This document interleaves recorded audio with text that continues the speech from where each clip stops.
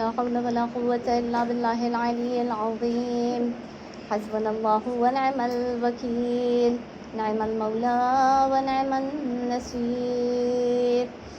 الحمد لله رب العالمين، والصلاة والسلام على أشرف الأنبياء والمرسلين وخاتم النبيين، حبيبنا وحبيب إله العالمين أبي القاسم محمد.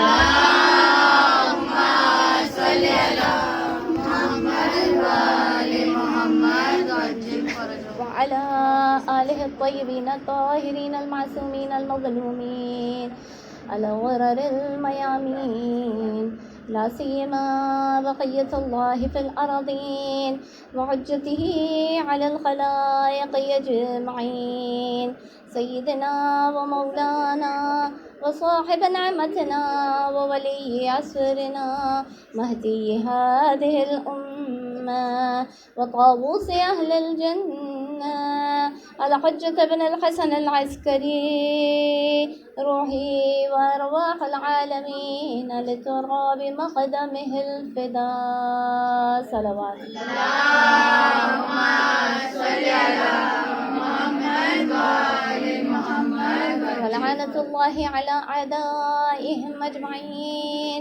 من الآن إلى قيام يوم الدين. بسم الله الرحمن الرحيم.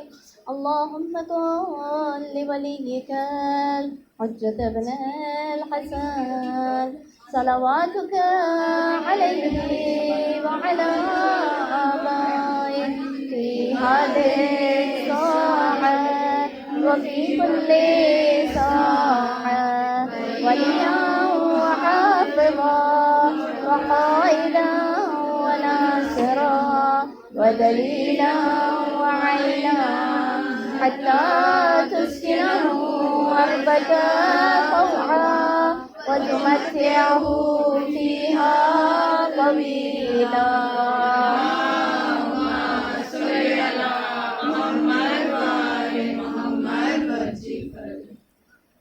صلى الله عليك يا أبا عبد الله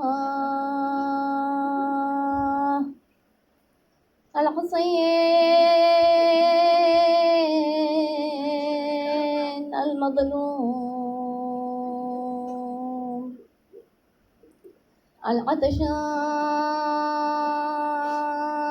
العطشان غريب بكربلاء.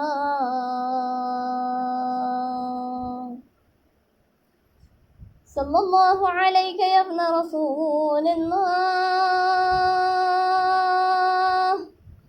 يا رحمة الله الواسعة،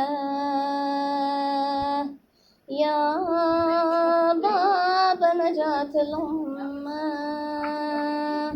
ورحمة الله وبركاته. اللهم صل على محمد وآل محمد وعجل فرجهم. أما بعد، فقد قال الله تبارك وتعالى في كتابه المبين وقرآنه المجيد وقوله الحق. بسم الله الرحمن الرحيم. يا أيها الذين آمنوا اتقوا الله وكونوا مع الصادقين. صلواتنا اللهم صل على محمد وآل محمد وعجل فرجهم. حضرتان محترم، السلام علیکم ورحمۃ اللہ وبرکاتہ. وعلیکم السلام ورحمۃ اللہ وبرکاتہ. لائق حمد و ستائش ہے وہ خدائے واحد جس نے اس کائنات کو خلق فرمایا اور اسے انسان کے لیے مسخر فرمایا، اور انسان کو خلق فرمایا تو اسے اہل بیت کے سامنے مسخر کیا، اور اہل بیت اطہار کا وجود اس لیے قائم کیا تاکہ وہ ہمیشہ اس کائنات کو ہدایت فرماتا رہے، تاکہ ان ہستیوں کو دیکھ کر انسان جو ہے کمال کی منزل تک پہنچنے کی کوشش کرے. خداوند عالم نے ان تمام ہستیوں کو اس فانی دنیا میں بھیج کر اس دنیا کو اور تمام انسانوں کو اور ان کے ماننے والوں کو جو ہے اپنی طرف سے فضل اور لطف کیا۔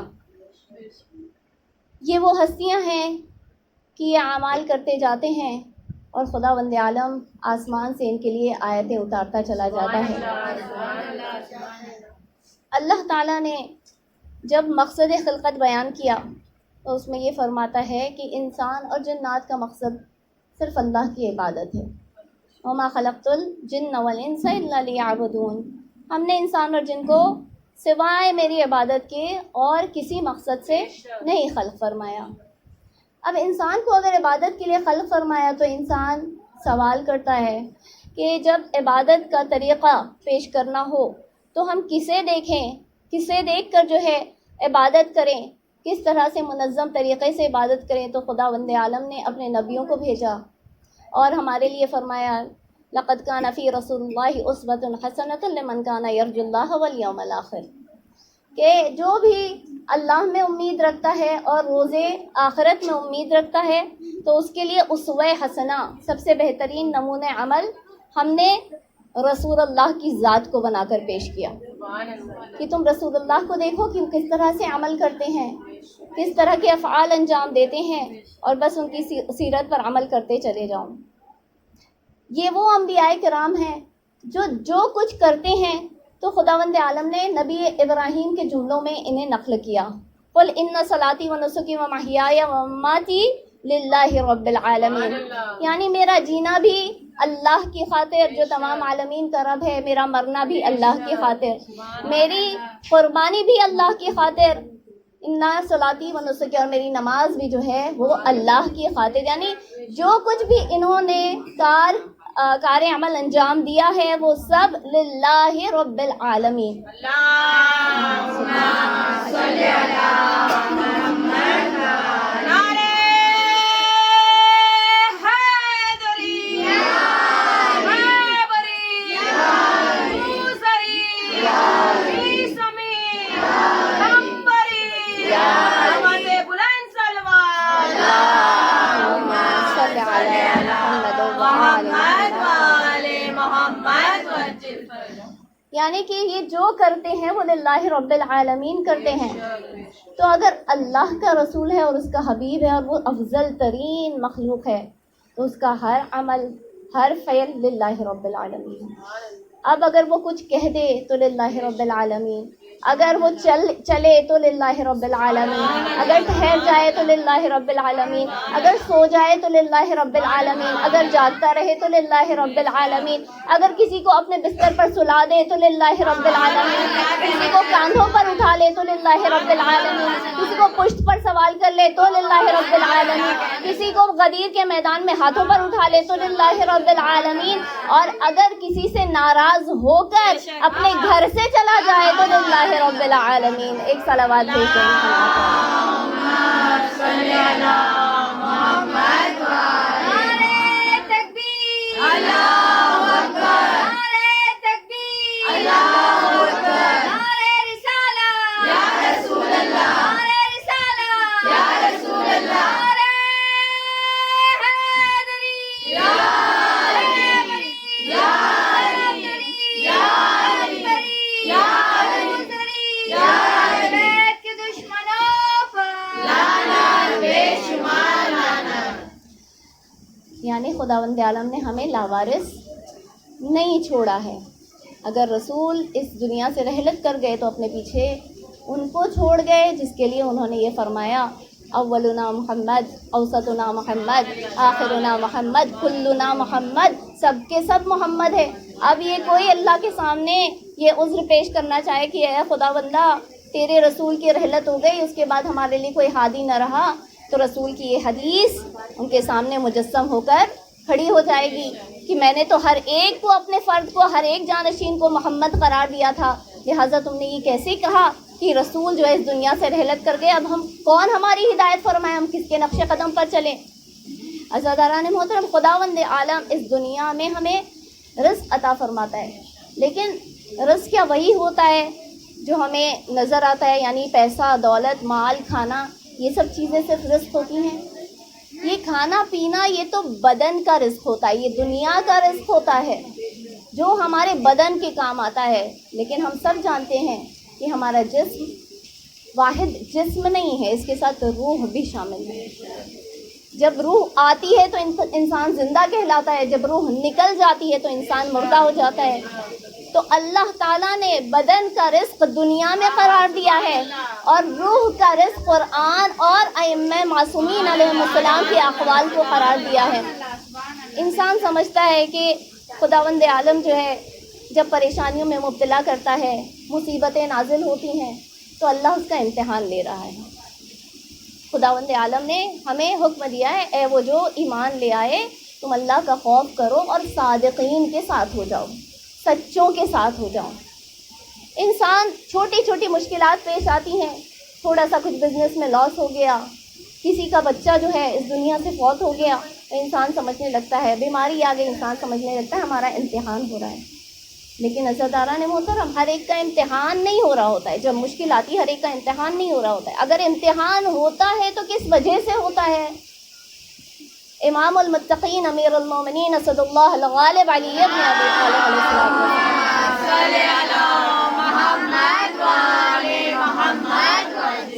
فرماتے ہیں کہ جب خداوند عالم کسی کا امتحان لیتا ہے تو اس سبب سے لیتا ہے کہ اس کے اندر جو ایمان کا جوہر ہے وہ اپنے کمال اور عروج تک پہنچ سکے. یعنی آزمائشیں آتی ہیں تو ہمارے ایمان کو بلندی پہنچانے کے لیے آتی ہیں، ہمارے ایمان کو کمال تک پہنچانے کے لیے آتی ہیں. ہر چھوٹی مشکل آزمائش اور امتحان نہیں ہوتی ہے. کہ انسان خود سمجھ سکتا ہے امتحان آتا ہے، آزمائش، اگر کوئی بلا آتی ہے، مصیبت آتی ہے، اس کے بعد ہمارا رویہ خداوند عالم کی بارگاہ میں کس طرح کا ہو جاتا ہے. اگر خداوند عالم سے مایوسی ہونے لگتی ہے، اس کے اوپر الزامات ٹھہرائے جاتے ہیں تو یہ آزمائش نہیں کیا جاتا. لیکن جہاں آزمائش ہوتی ہے وہاں ایک مومن کے ایمان میں بلندی نظر آتی ہے، خدا کے اور قریب ہونے لگتا ہے. آزمائش ہوتی ہے تو کن ہستیوں کی ہوتی ہے؟ آزمائش ہوتی ہے تو جناب زینب کبریٰ جیسی شخصیتوں کی آزمائش ہوتی ہے کہ جو یزید کے دربار میں اپنے خطبوں کے جملے کے تیر پھینک رہی ہیں. یزید کے دربار میں اس وقت کا امیر ہے، اس وقت کا بادشاہ ہے جس سے ہر مخلوق خوف کر رہی ہے، اور جناب زینب کبریٰ جس کا اب کوئی سہارا نہیں ہے، ہر سہارا چھن چکا ہے، چادر چھن چکی ہے، اسیر کر دیے گئے ہیں، رسیوں میں بندھے ہوئے ہیں. لیکن یہ علی کی بیٹی ہے، علی کی شجاعت کی وارث زینب بھی ہے، نہ صرف عباس لیکن علی کی شجاعت کی وارثہ زینب ہے. اور زینب یزید کے دربار میں کھڑے ہو کر اسے مخاطب کر کے کہہ رہی ہے، اے یزید، تو یہ سمجھ رہا ہے کہ تو نے ہمارے مردوں کو مار کر سارا ہمارا قصہ تمام کر دیا، لیکن یزید جان لے کہ جنہیں تو نے بھیجا تھا، جو تیرا لشکر تھا وہ شیطان کا لشکر تھا، اور جو مارے گئے وہ رحمان کا لشکر تھا. اے یزید، تو کیا سمجھتا ہے کہ تو نے انہیں مار دیا اور وہ ختم ہو گئے؟ کیا تو نے قرآن کی یہ آیت کریمہ نہیں پڑھی جہاں خداوند عالم فرماتا ہے وَلَا تَحْسَبَنَّ الَّذِينَ قُتِلُوا فِي سَبِيلِ اللَّهِ أَمْوَاتًا بَلْ أَحْيَاءٌ عِندَ رَبِّهِمْ يُرْزَقُونَ. کہ یہ نہ سمجھنا کہ جو اللہ کی راہ میں مارے گئے اور قتل کر دیے گئے وہ مر چکے ہیں، بلکہ وہ اللہ کے پاس اپنا رزق حاصل کر رہے ہیں. اے یزید، کل جب روز قیامت اللہ کا دربار سجے گا اور میرے نانا اس میں قاضی کے طور پر بیٹھے ہوئے ہوں گے، اور اس کے بعد نہ صرف قاضی کا کام کر رہے ہیں بلکہ وکیل کا بھی کام کر رہے ہوں گے اور اپنے نواسے حسین کا مقدمہ لڑ رہے ہوں گے، تو یزید تو کیا کرے گا؟ اے یزید، کیسا زمانہ آ گیا کہ مجھ جیسے اہل بیت کے گھرانے کی خاتون کو تجھ جیسے نجس شخصیت سے کلام کرنا پڑ رہا ہے. میں کبھی تجھ سے کلام نہ کرتی، لیکن لوگوں کو بتانا ضروری تھا کہ تو نے کیا کیا ہے اہل بیت کے ساتھ. اے یزید، تو نے کیا سمجھا تھا کہ تو ہمیں مار دے گا اور یہ سب کچھ ختم ہو جائے گا؟ لیکن یزید، یاد رکھنا، یہی شام ہوگا، نہ تیرا تخت ہوگا، نہ تیرا صدقہ ہوگا، نہ تیرا نام ہوگا، نہ تیری شہرت ہوگی، لیکن یہی شام ہوگا، یہی دمشق ہوگا، اور زائرین جو ہے مختلف ممالک سے آئیں گے اور اسی دمشق میں داخل ہوں گے. تیری کوئی مرقد نہ ہوگی، تیرا ٹھکانہ کوڑے دان ہوگا، لیکن اسی دمشق میں میری مرقد ہوگا، میری مرقد ہوگی، میرا روضہ ہوگا. اور جب بھی زائرین اس شام کے اندر داخل ہوں گے، السلام علیکی یا زینب الکبریٰ کہتے ہوئے داخل ہوں گے.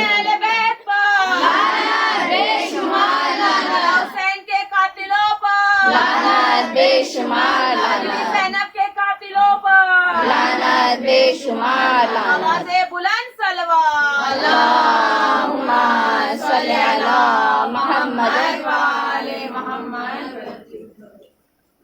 طویل خطبہ ہے. آخر میں بیوی نے فرمایا کہ اے یزید، اگر تو میری اس ہمت کرنے پر ظلم کرے گا تو میں اسے پروردگار کا امتحان سمجھ کر صبر کروں گی. میں صبر کر لوں گی اسے امتحان سمجھ کر. خداوند عالم ایسی شخصیتوں کا امتحان دیتا ہے. عزیزان محترم، مولائے کائنات امیر المومنین علی ابن ابی طالب علیہ الصلوۃ والسلام فرماتے ہیں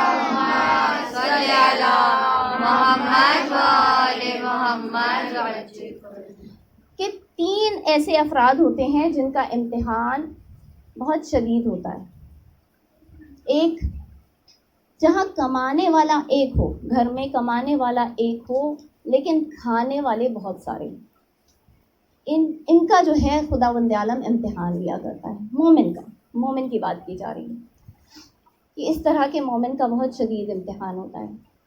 دوسرا، جو بہت زیادہ قرض میں ڈوبا ہوا ہو، اس کا بہت شدید امتحان ہوتا ہے.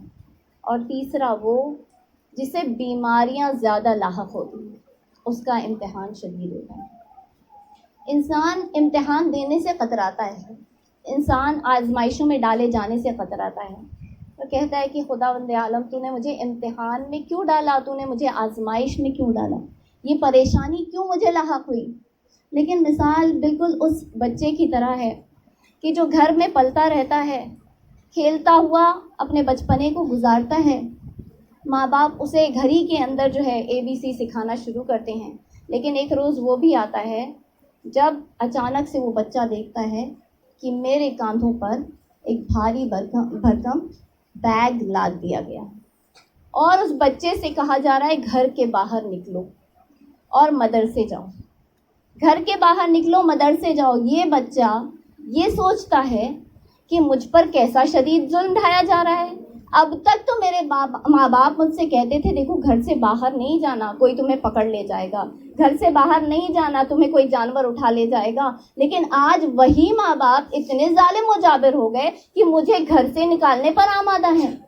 یہ بچہ نہیں سمجھتا اور سمجھتا ہے کہ یہ جو ہے مجھ پر ظلم کیا جا رہا ہے. لیکن ماں باپ جانتے ہیں یہ بچہ اگر مدرسے جائے گا، وہاں پر پڑھے گا، لکھے گا، مقام پائے گا، رزلٹس آئیں گے، اچھا رزلٹ آئے گا، اچھی نوکری ملے گی، اسے شہرت ملے گی، اسے اچھا مقام ملے گا، اس کی نوکری بنے گی، اس کا رزق آئے گا.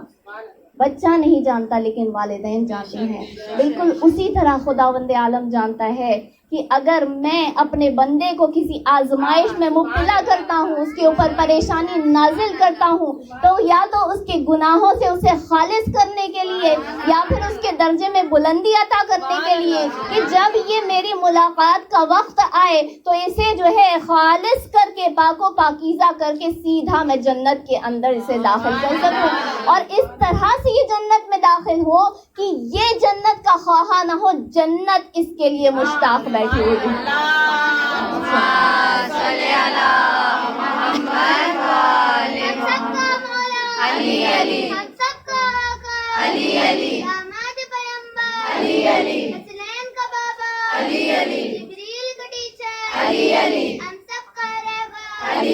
چڑیوں کی چہک میں، پھولوں کی مہک میں، ایک اچھا نعرہ، ایک سچا نعرہ، سب مل کر بولو، ہاتھ اٹھا کر، ہاتھ اٹھا کر، نعرے حیدری، آواز بلند تلوار. اللہم صلی علی محمد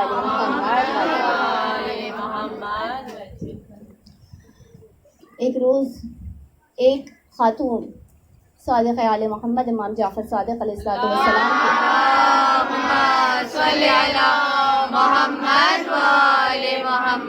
خدمت میں آئی، بڑی پریشان لگ رہی تھی. امام کو سلام کرنے کے بعد کہتی ہے یا ابن رسول اللہ، میرا بیٹا کئی دنوں سے سفر پر گیا ہوا ہے، کئی دن ہو گئے اب تک وہ واپس نہیں لوٹا.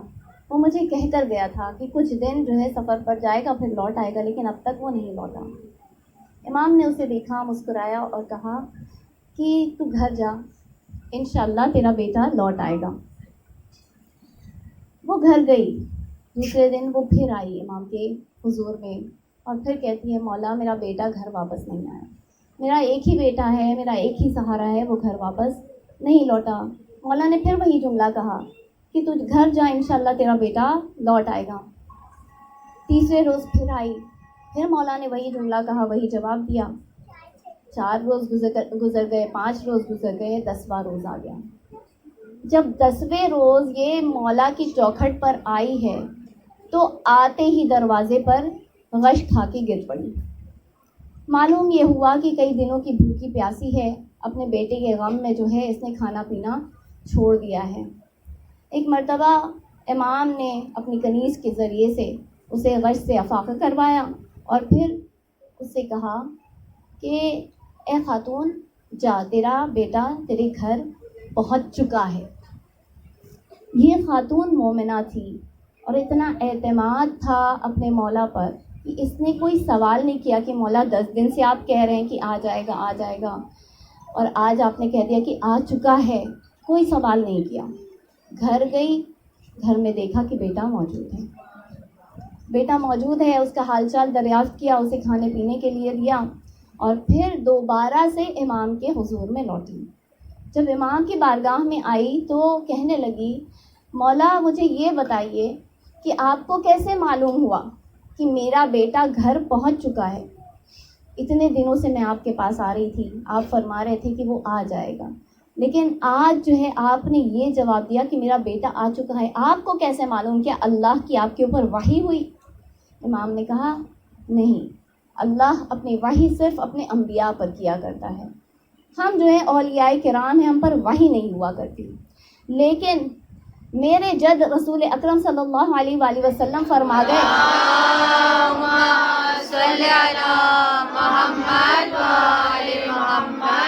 کہ جب تم کسی کو دیکھو کہ اس کے صبر کا باندھ ٹوٹ چکا ہے، میں نے تیری حالت کو دیکھا کہ تجھے اگر ابھی اپنے بیٹے سے ملاقات نہیں کروائی تو تو اپنی روح، تیری روح جو ہے تیری جسم کو چھوڑ کر پرواز کر جائے گی، تو اپنی جان کھو بیٹھے گی، تو موت کے منہ میں اتر جائے گی.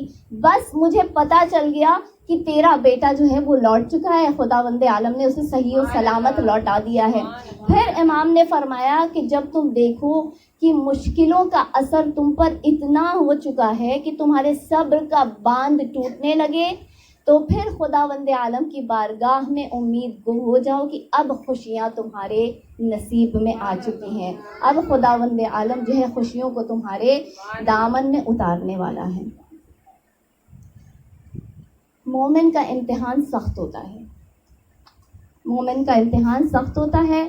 کافر کے مقابلے میں کفار کے اوپر ایک مومن نظر نہ کرے کہ اس کو اللہ نے دنیا میں کتنی سہولتیں دے رکھی ہیں، کتنی آسانی سے اس کی زندگی گزر رہی ہے، اس کی اولاد بھی ہو جاتی ہے، ان کی شادیاں بھی ہو جاتی ہیں، ان کے بہترین مقام بھی انہیں مل جاتے ہیں، ان کا رزق بھی جو ہے ان کے رزق میں فراوانی ہوتی ہے. کافر کی طرف نظر نہ کرے، اس لیے کہ انسان کا ایمان جتنا بلند ہوتا جاتا ہے اس کی پریشانی، اس کی آزمائش اتنی زیادہ سخت ہو جاتی ہے.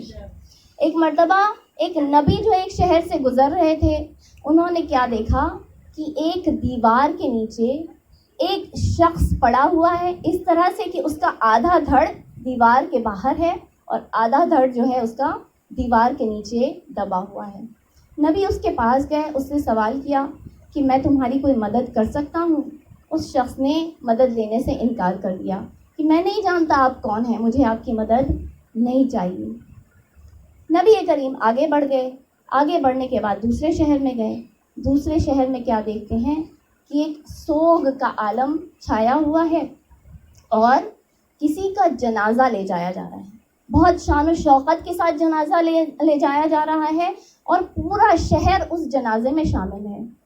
معلوم کیا تو پتہ چلا کہ یہاں کے بادشاہ کا جنازہ ہے جس کا انتقال ہو گیا ہے، اور 3 روز جو ہے اس کا سوگ منایا جائے گا، ہر ایک جو ہے اس کا غم منا رہا ہے۔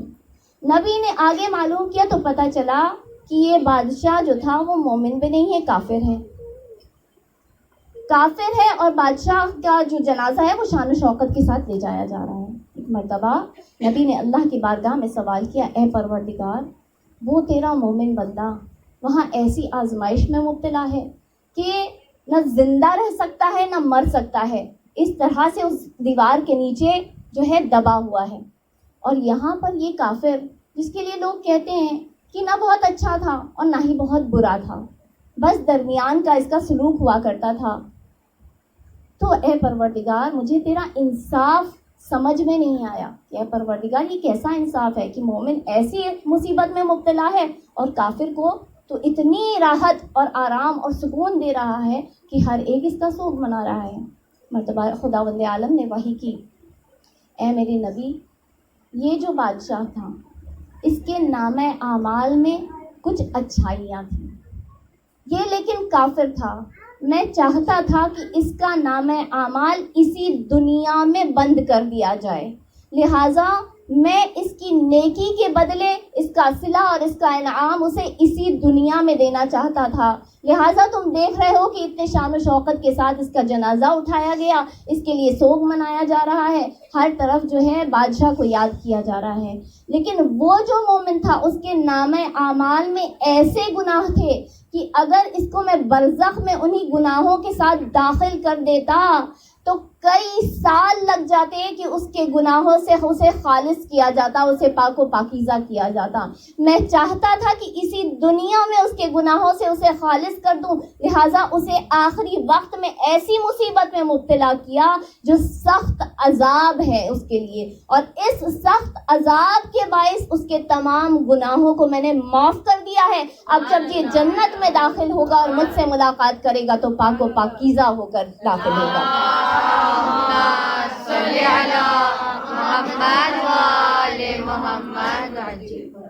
عزاداران محترم، آزمائش انبیاء کی سب سے سخت ہوئی، یہ نبی کریم کی حدیث ہے۔ آزمائش حضرت موسیٰ کی بھی ہوئی، حضرت ابراہیم کی بھی ہوئی۔ نبی ابراہیم کی آزمائش کس طرح سے ہوئی؟ خداوند عالم فرماتا ہے وَلَنَبْلُوَنَّكُم مِّنَ الْخَوْفِ وَالْجُوعِ وَنَقْصٍ مِّنَ الثَّمَرَاتِ وَالْأَمْوَالِ وَالْأَوْلَادِ، یعنی کہ اللہ کیا فرما رہا ہے کہ ہم تمہارا امتحان ضرور بضرور لیں گے۔ کیسے لیں گے؟ خوف کے ذریعے سے، خوف کا عالم طاری کریں گے تمہارے لیے، تاکہ خوف کے ذریعے سے تمہارا امتحان لیں۔ ہندوستان کے مومنین اپنے آپ کو جو ہے وہ خوش نصیب سمجھیں کہ یہی 2 سال قبل جو ہے یہ جو NRC اور یہ سب کی باتیں ہو رہی تھی اور ڈیٹینشن کیمپس کی باتیں ہو رہی تھیں، تو مومنین کو جو ہے ایک خوف کے ماحول میں مبتلا کر رکھا ہے۔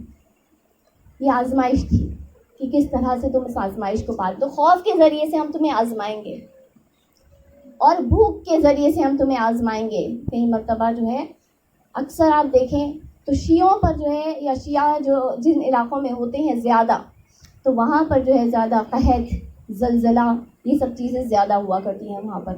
تو ہم بھوک کے ذریعے سے ہم تمہیں آزمائیں گے، اور ہم تمہیں اولاد کے ذریعے سے آزمائیں گے اور اموال کے ذریعے سے آزمائیں گے۔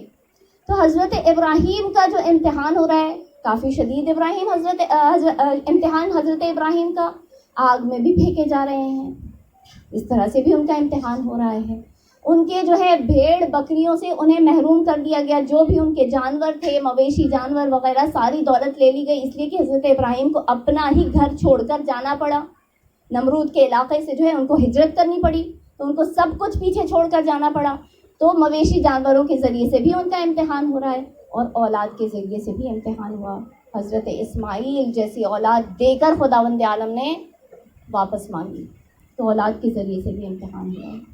حضرت ابراہیم کو جب آگ میں پھینکا جا رہا تھا تو بڑے مطمئن نظر آ رہے تھے۔ جب جبرائیل نے آ کر سوال کیا تھا، اے خلیل اللہ، آپ چاہتے ہیں کہ میں آپ کی مدد کروں؟ تو حضرت ابراہیم نے کیا جواب دیا تھا؟ نہیں، میں اس سے مددگار کا طالب ہوں جس نے اس پریشانی میں مجھے مبتلا کیا ہے، جس نے مجھے اس آزمائش میں مبتلا کیا ہے، تم سے مجھے مدد نہیں چاہیے. یعنی بڑے اطمینان میں ہے حضرت ابراہیم کہ مجھے اللہ کی مدد حاصل ہو جائے گی. لیکن وہی نبی موسیٰ کو دیکھیے کہ جب فرعون کے دربار میں خداوند عالم کا حکم آ رہا ہے، اے موسیٰ تم فرعون کے پاس جاؤ اور اس سے کلام کرو اور اس کے پاس جا کر تبلیغ کرو اور میری دعوت دو، توحید کی دعوت دو. تو قرآن میں کیا آیات یہ بیان کر رہی ہیں کہ حضرت موسیٰ خوف زدہ ہیں، فرعون کے دربار میں پلے بڑھے، اسی کے آستانے میں، اسی کے گھر میں پلے بڑھے، اور لیکن جب ان سے کہا جا رہا ہے کہ تم جا کر فرعون کو مدعو کرو، میری طرف دعوت دو، تو حضرت موسیٰ ڈر رہے ہیں، حضرت موسیٰ خوف کر رہے ہیں. سوال کیا گیا کہ یہ بھی نبی وہ بھی نبی، یہ بھی رسول وہ بھی رسول، یہ بھی اولو العزم وہ بھی اولو العزم، یہ بھی امامت کے درجے پر فائز وہ بھی امامت کے درجے پر فائز. اے پروردگار ان دونوں میں فرق کیوں آ گیا کہ ایک جب آگ میں ڈالا جا رہا ہے تو بڑا مطمئن نظر آ رہا ہے، لیکن دوسرا جب فرعون کے دربار میں جا رہا ہے جہاں اس کی ایک ماں جس نے اس کی تربیت کی وہاں موجود ہے تو اتنا خوف زدہ ہو رہا ہے. تو مولا نے فرمایا اس لیے کہ حضرت ابراہیم کے صلب میں محمد مصطفیٰ اور علی مرتضیٰ کا نور تھا، لیکن حضرت موسیٰ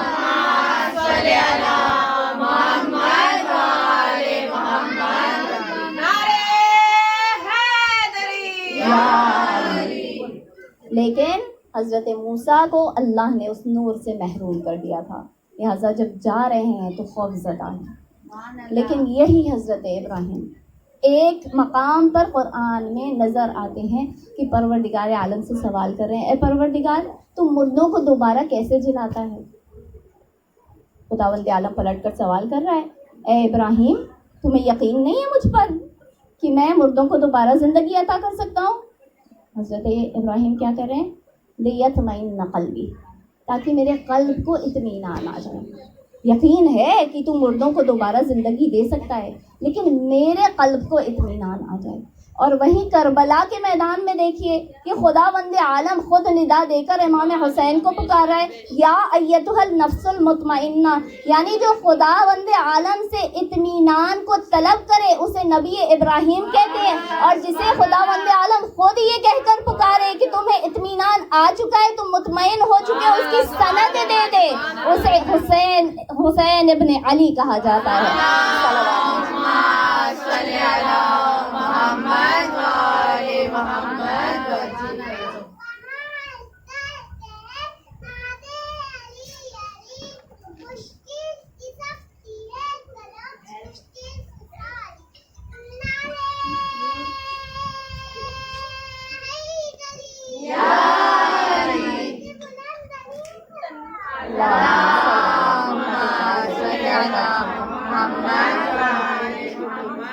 حسینیت زندہ باد، حسینیت زندہ باد، یزیدیت مردہ باد، یزیدیت مردہ باد، دشمنان اہل بیت پر امام زمانہ کی سلامتی کے لیے بآواز بلند صلوات.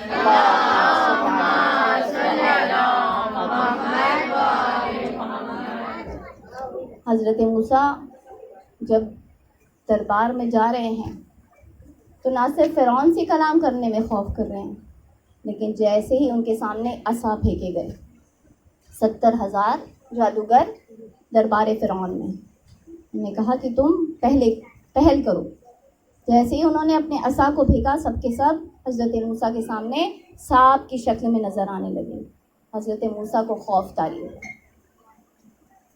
سانپ نے دیکھا حضرت موسیٰ جو ہے نبی ہیں، معصوم ہیں، رسول ہیں، اولو العزم ہیں، امام ہیں، اور اس کے باوجود جو ہے خوف کر رہے ہیں. لہٰذا سانپ کی اتنی جرت ہوئی کہ جب علی مرتضیٰ کی ولادت ہوئی تو سانپ نے سوچا وہ تو نبی تھے، جب وہ مجھ سے خوف کر گئے تو یقیناً میں اس کے قریب جاؤں گا تو یہ بھی خوف کر جائیں گے. لیکن سانپ کو کیا معلوم، اس اجگر کو کیا معلوم کہ وہ نبی موسیٰ تھے، یہ علی مرتضیٰ ہے، کہ جب میں قریب جاؤں گا تو بچہ بڑھ کے جو ہے کلہ اجگر کو چیر دے گا، اور اس وقت سے جو ہے سند اگر دی جائے گی کہ کوئی حلالی ہے یا پھر دوسرا ہے، تو پھر یہ علی کی محبت سے دی جائے گی کہ کیا کسی کے دل میں علی کی محبت ہے یا پھر علی کا بغض رکھتا ہے۔ نعرہ نعرہ نعرہ حیدری، یا حیدری، یا حیدری، یا علی بلند صلوات،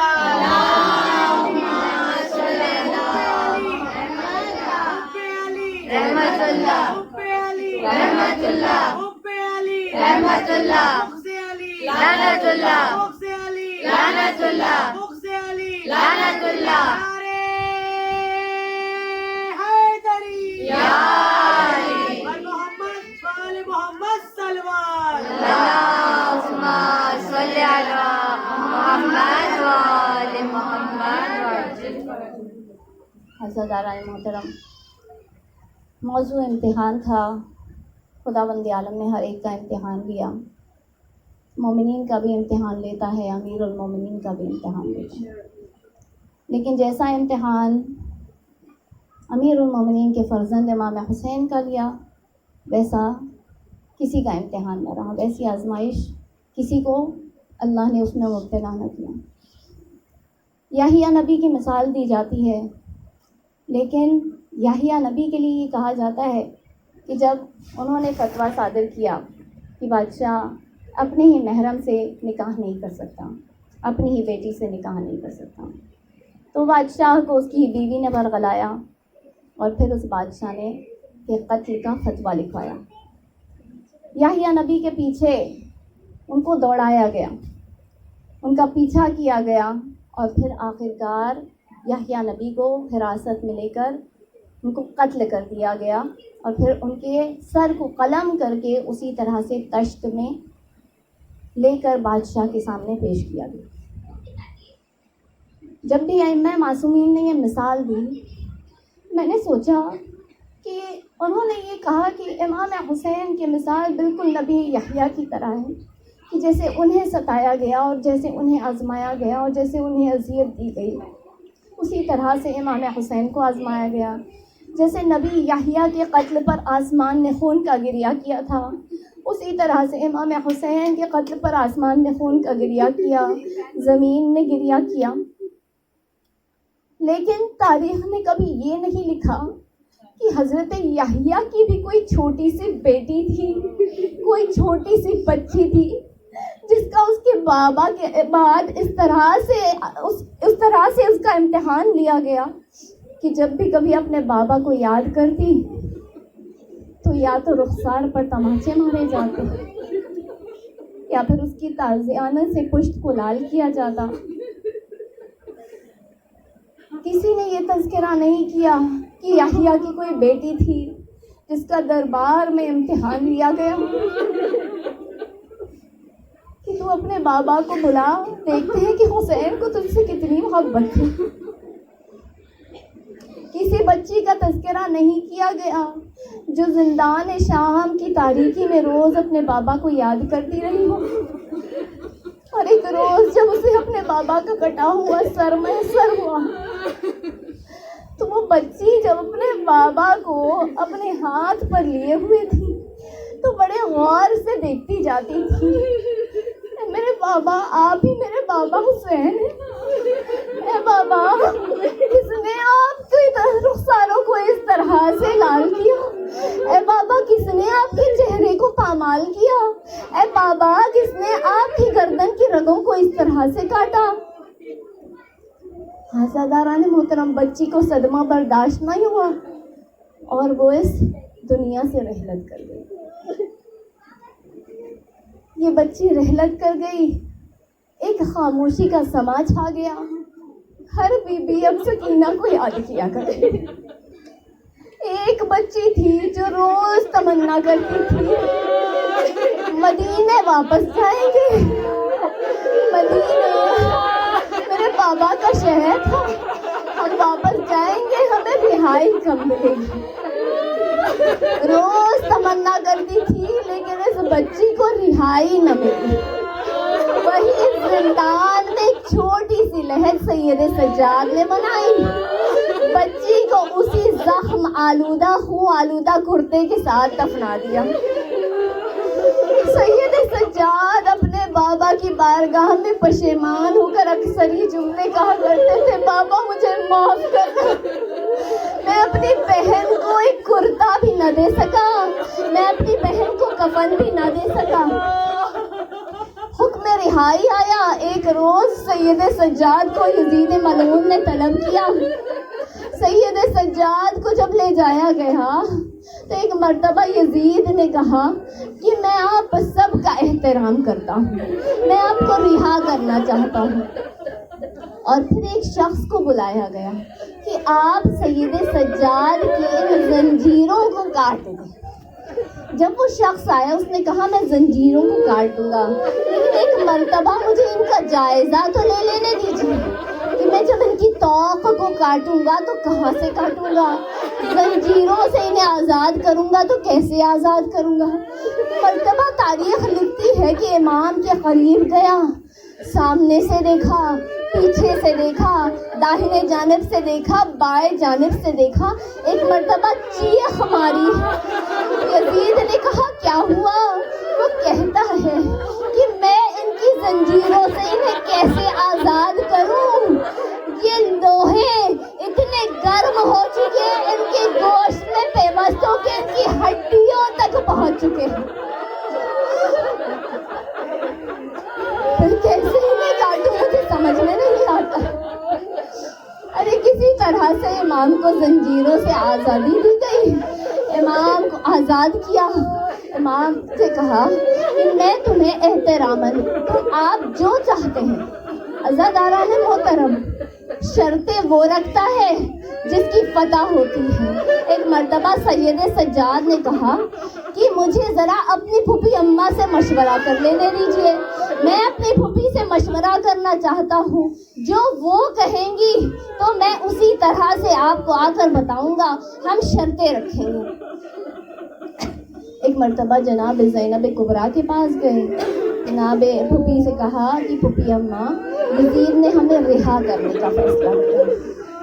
جناب زینب نے کہا اچھا وہ ہمیں رہا کرنا چاہتا ہے، اس سے کہتے کہ ہماری 3 شرطیں ہیں۔ ایک کہ آج تک ہم اپنے شہداء پر کھل کر رو نہیں پائے، ہمارے لیے ایک حجرہ خالی کروائے، اس حجرے میں تمام شام کی عورتوں کو مدعو کیا جائے، ہم اپنے شہداء پر ماتم کرنا چاہتے ہیں۔ دوسرا کہ ہمارے جو تبرکات لوٹ لیے گئے تھے وہ ہمیں واپس کر دیے جائیں، اس لیے کہ یہ عام تبرکات نہیں تھے، یہ رسول کے گھرانے کے تبرکات تھے۔ یزید نے کہا ہم آپ کے لیے حجرہ خالی کروا دیں گے، لیکن ہم آپ کو تبرکات کیسے واپس لوٹائیں؟ اس لیے کہ کوئی تبرک کوئی لے گیا، کوئی تبرک کسی نے لے لیا، سارے تبرکات ہمارے پاس موجود نہیں ہے، ہم تمہاری شرط کو پوری طرح سے پورا نہیں کر سکتے۔ امام نے کہا تیسری شرط ہے ہمارے شہداء کے سر ہمیں واپس کر دیے جائیں، ہم اپنے شہداء کے سروں کو ان کی لاشوں کے ساتھ دفنانا چاہتے ہیں، اور ہمیں مدینہ واپس لے جانے کے پورے اہتمامات کیے جائیں، پورے احترام کے ساتھ ہمارے قافلے کو مدینہ لے جایا جائے، لیکن مدینہ جانے سے پہلے ہم کربلا جائیں گے۔ عزاداران محترم آپ کی آوازیں پہلے سے بلند ہیں، خداوند عالم کو غم نہ دے سوائے غم حسین کے، خدا آپ کی ان آوازوں پر رحمت نازل کرے۔ ایک مرتبہ حجرہ خالی کیا گیا، تمام اہل بیت کی خواتین شہزادیاں وہاں جمع ہو گئیں، درمیان میں سید سجاد کو بٹھایا گیا۔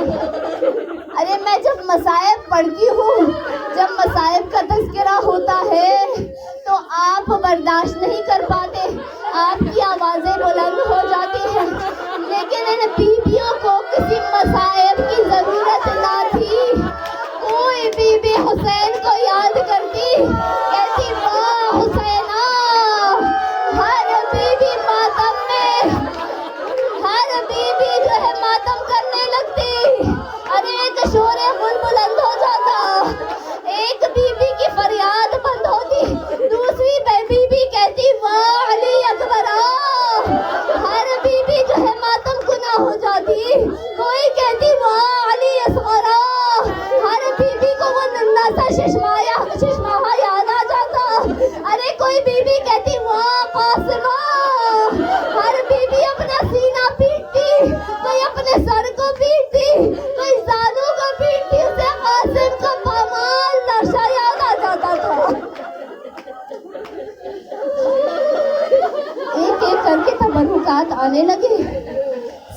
سے پہلے ایک گٹھری لائی گئی، اس میں کچھ چادریں تھیں، جلی ہوئی چادریں موجود تھیں۔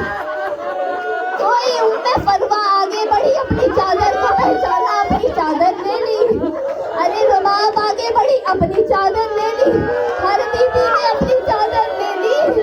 ایک مرتبہ ثانیہ زہرا آگے بڑھی، لاؤ یہ چادر تطہیر ہے، یہ میری ماں کی چادر، میرے حوالے کر دو۔ بیویوں کو اپنی چادریں مل گئی۔ ایک مرتبہ ایک جلا ہوا جھولا لایا گیا، رباب آگے بڑھی، ارے وہ ششماہا یاد آیا، کبھی میرا بچہ اس جھولے میں جھولا کرتا تھا۔ جزاکم اللہ خیر الجزا۔ دو چھوٹی چھوٹی بالیاں آئی، پھر رباب آگے بڑھی، ارے سکینہ یاد آئی، سکینہ تمہیں بڑی تمنا تھی، تمہارے گوشوارے چھین لیے گئے تھے، لو سکینہ تمہارے گوشوارے آ گئے۔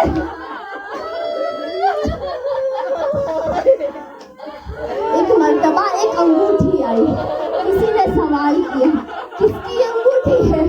سید سجاد آگے بڑھے، ارے لاؤ یہ میرے بابا کی انگوٹھی، جب ملعون سے انگوٹھی نکلتی نہ تھی، ایک مرتبہ خنجر نکالا، میرے بابا کی انگلی کو کاٹا، اس انگوٹھی کو لیا، یہ میرے بابا کی انگوٹھی ہے۔ اجرکم اللہ، اجرکم اللہ۔ یہی ہفتے گریا تبرکات آ گئے۔ اب سرہائے شہداء اس حجرے میں داخل کیے جانے لگے۔ سب سے پہلے ایک ننھا سا سرا، ایک مرتبہ رباب آگے بڑھی، سر کو لیا، کچھ دیر سر کو دیکھتی رہی، اس کے بعد ایک جملہ کہا، اے علی اصغر امثل کا تو نہر، ارے تیرے جیسے کو بھی نہر کیا جاتا ہے۔ اس کے بعد ایک بڑا پامان سر جو ہے حجرے میں لایا ہے، فروا آگے بڑھی، ایک مرتبہ سر کو لیا، اے قاسم جب تم خیمے سے گئے تھے تمہارا سر اس طرح سے پامال نہ تھا، اے قاسم تمہارے سر کو کس نے اپنے گھوڑوں کے ٹانپوں سے پامال کیا؟ پھر ایک بڑا خوبصورت سا سر حجرے میں داخل ہوا۔ علی اکبر کی ماں آگے بڑھی، لاؤ میرے بچے کے سر کو مجھے دے دو۔ ارے یہ وہی سر تھا جب بازار کوفہ سے گزارا جا رہا تھا تو کسی عیسائی خاتون نے دیکھ کر کہا تھا، کاش اس کی ماں اس دنیا میں زندہ نہ ہو۔ زینب نے پوچھا تھا، خاتون ایسا کیوں کہتی ہے؟ وہ کہتی ہے جس کا چہرہ ہم جیسوں کے لیے چاند کی مانند نظر آتا ہوں، اس کی ماں اس کے غم میں مرنا چاہتی۔ پھر ایک اور سر لایا گیا، اس سر کو نوکے نیزہ سے نہیں اتارا گیا تھا، اسے ایک تھیلے سے نکالا گیا۔ اس کا سر ہے عباس بابا کا وفا کا سر۔ مرتبہ جناب ام کلثوم آگے بڑھی، لاؤ میرے عباس کے سر کو میرے حوالے کر دو، میں نے اپنے بھیا کو اپنے ماجائے پر فدا کر دیا تھا۔ اس کے بعد حسین کا سر آیا، جیسے ہی مولا کا سر لایا گیا ہر بیوی احترام میں کھڑی ہو گئی، وہ حسینہ کی صدائیں بلند ہونے لگی۔ زینب آگے بڑھی، لاؤ میرے ماجائے کے سر کو میرے حوالے کر دو۔ ارے میرے ماجائے کے اوپر رونے والی ماں زندہ نہ رہی، زینب اپنے ماجائے پر روئے گی۔ سارے سر لے لیے گئے لیکن دو سر رہ گئے۔ سپاہی نے سوال کیا، ان سروں کی وارثہ کون ہے؟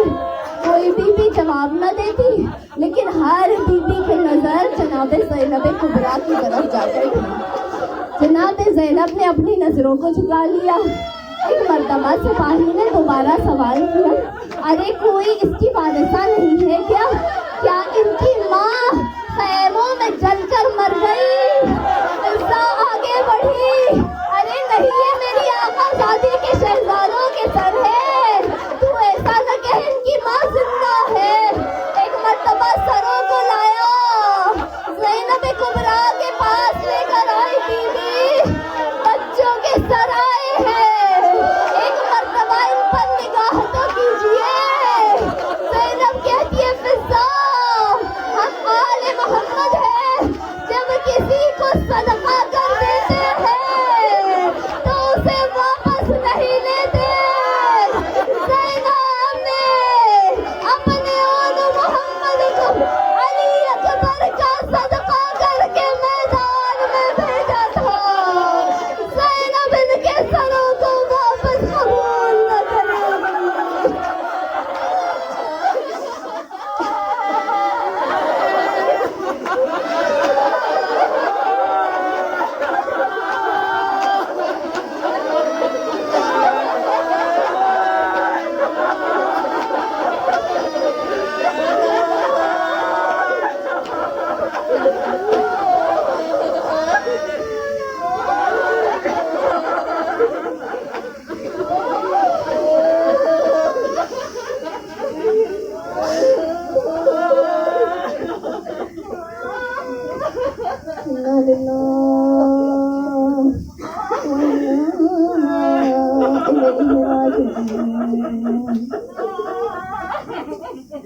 سيعلم الذين ظلموا أي منقلب ينقلبون۔